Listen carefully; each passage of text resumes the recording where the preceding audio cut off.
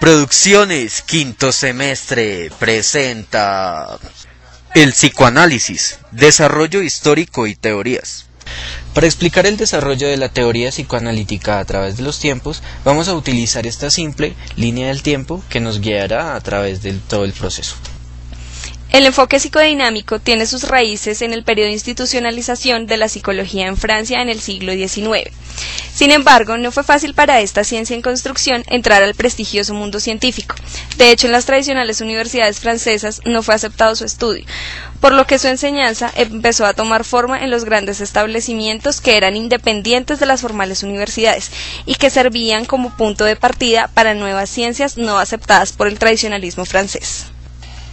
De igual manera, los diferentes problemas sociales, económicos y políticos de 1870 no colaboraron en gran medida a la psicología para desarrollarse libremente, pues en esta época en Francia no se contemplaba otra cosa que el suceder de regímenes autoritarios y las continuas sangrías por los afanes militares de algunos dirigentes. Así pues, la psicología hizo uso de corrientes filosóficas como el determinismo, para posteriormente llevar esta hacia un humanismo psicológico que buscaba nuevos métodos de reintegración en la comunidad humana. Asimismo, Taine, 1870, proponía una nueva ciencia psicológica basada en la observación. La nueva orientación de la psicología consideraba al ser humano como un objeto natural, es decir, como natura, como un agente ya establecido por la naturaleza. Por otro lado, luego el desprestigio y marginalidad de la medicina científica en Francia, la hipnosis recobra su vital papel, donde lo funcional prima sobre lo morfológico.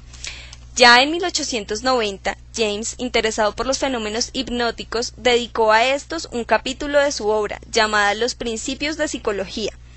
Es así como se puede afirmar que los principales exponentes del enfoque psicodinámico son Freud, Erikson y Miller. Sigmund Freud nació en 1856, Friburgo, Moravia. A la edad de 4 años se muda con su familia a Viena. En 1873 comenzó sus estudios de medicina en la Universidad de Viena. En 1881 abrió su consultorio, contribuyendo al tratamiento de trastornos neuróticos y al psicoanálisis. Freud estudió en forma meticulosa las dimensiones de la naturaleza humana, al desarrollar la técnica de la asociación libre. En el proceso creó el psicoanálisis, un método de investigación único para entender al individuo humano. Descubrió procesos psicológicos tales como la represión, resistencia, transferencia y sexualidad infantil. Desarrolló el primer método global para estudiar y tratar problemas neuróticos. A comienzos del siglo pasado, Sigmund Freud estableció el paradigma central que rige la gran mayoría de los enfoques psicoterapéuticos profundos. Las experiencias infantiles determinan el establecimiento de las características generales de la personalidad adulta y con ello también son los elementos etiológicos fundamental que causan tanto la aparición de síntomas psíquicos y psicosomáticos que constituyen los trastornos psicológicos como forma específica que estos asumen. En un comienzo, Freud mantuvo que el niño sufre vivencias traumáticas reales, pero con posterioridad modificó este punto de vista y consideró que esas supuestas vivencias traumáticas tendían a ser más bien recuerdos encubridores, que disfrazaban fantasías inconscientes y deseos reprimidos principalmente relacionados con lo que llamó el periodo épico del desarrollo, que se extiende desde los 3 años de edad hasta los 5 años. Freud plantea que estos conflictos ocurren en una secuencia invariable de etapas basadas en la madurez del desarrollo psicosexual, en donde el placer pasa de una zona del cuerpo a otra, de la boca al ano y de allí a los genitales. En cada etapa, el comportamiento constituirá entonces la fuente principal de los cambios en la gratificación, de la alimentación a la eliminación y eventualmente a la actividad sexual. Según Freud, la sexualidad es un presupuesto básico de la vida, donde hay que buscar el determinante de la personalidad, entendiéndose la sexualidad como energía vital conexionada con la afectividad. Dice Freud que el instinto sexual, cuya manifestación dinámica en la vida anímica se denomina libido, se compone de instintos parciales, como los órganos somáticos y las zonas erógenas.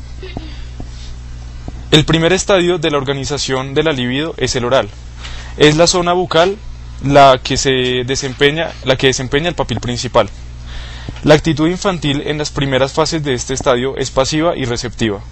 Una exagerada gratificación en esta época puede producir fijaciones y ciertos rasgos caracterológicos, como la tendencia a identificarse con otros más que a tratarlos como a otros. A continuación viene la organización sádico-oral, en la cual resaltan especialmente el instinto parcial del sadismo y la zona anal, que está entre los 2 y 3 años. El hábito de retener la defecación con miras a obtener un placer más prolongado imprime en el psiquismo la tendencia al orden, al control, al ahorro, que es un carácter anal retentivo, mientras que el hábito contrario genera impulsividad, generosidad, precipitación, que significa el carácter anal expulsivo. La fase fálica en los niños se caracteriza por la atención del niño hacia el pene y su temor a perderlo, y las niñas, por su parte, creen haberlo perdido. Complejo de castración. El último y definitivo estadio de organización es la fusión de la mayoría de los instintos parciales bajo la primacía de las zonas genitales. Ahora aparece un nuevo fin sexual, a cuya consecución tienden el consumo de los instintos parciales, al paso que las zonas erógenas se subordinan a la primacía de la zona genital.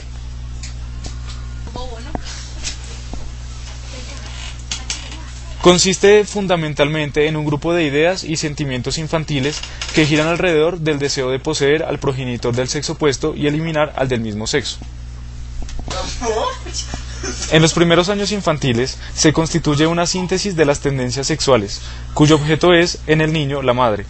Esta elección del objeto, junto con la correspondiente actitud de rivalidad y hostilidad contra el padre, es el contenido llamado complejo de Edipo. El principal exponente del enfoque psicosocial de la teoría psicodinámica es Erik Erikson. Erikson nace en Alemania el 15 de junio de 1902. Estudió psicoanálisis con Freud y se volvió psicoanalista infantil.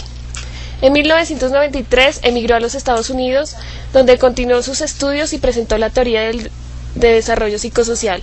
Fue miembro de la Clínica Psicológica de Harvard y de otros institutos.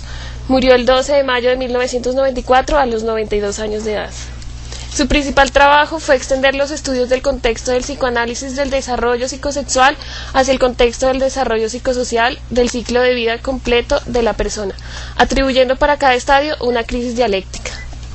También reconoce la importancia de la presencia de personas significativas como elemento cultural en la formación de vida de las personas, bien como una representación de la jerarquización de los principios relacionados de orden social que interactúan en la formación cultural de la persona. Erikson formuló su teoría interpretando las fases psicosexuales elaboradas por Freud. Enfatizó los 4 aspectos sociales de cada una de ellas. Primero, incrementó el entendimiento del yo como una fuerza intensa, vital y positiva, como una capacidad organizadora del individuo con poder de reconciliar las fuerzas sintónicas y las distónicas, así como de solucionar las crisis que surgen del contexto genético, cultural e histórico de cada individuo.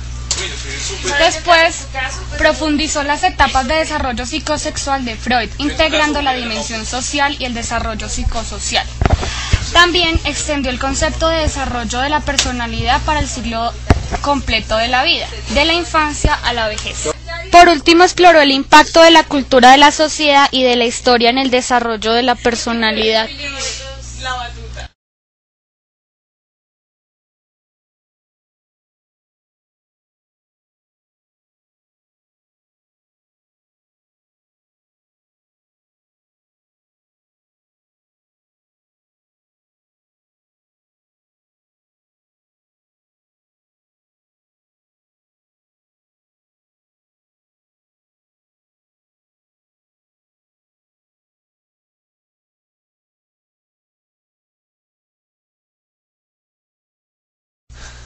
Cuando quieras. A comienzos del siglo pasado, Sigmund Freud estableció el paradigma central que rige la gran mayoría de los enfoques... Dame la otra vez, ya. No. De nuevo, ay, chiquillo, ahora ¿por qué me recordó eso? Ya. Espera. Listo. Cuando quieras.